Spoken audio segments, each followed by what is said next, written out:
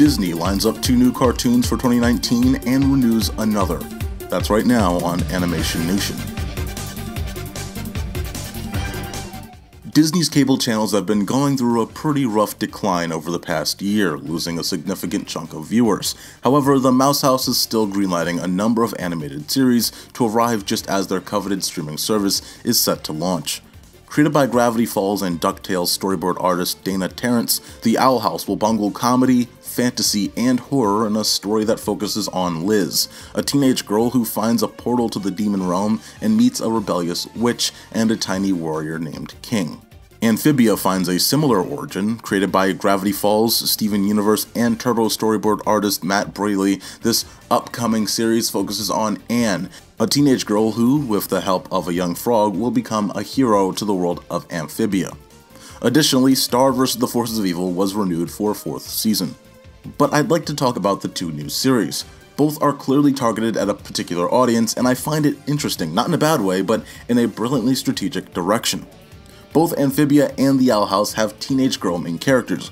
Both are transported to this mythical world that is grandly different from our own, and both, as of right now, are not confirmed for Disney XD.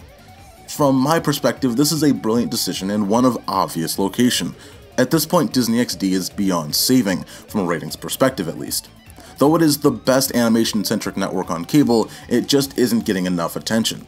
The decision to place these 2 on Disney Channel is logical and greatly expands on the animation that is already offered, though as of 2018, Disney Channel rarely airs animation outside of Disney Junior.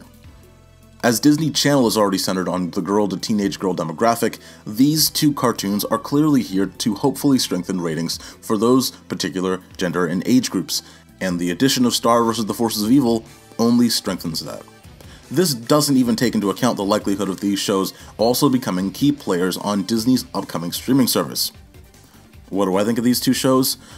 I'm generally glad to see Disney Channel getting a greater lineup of animation.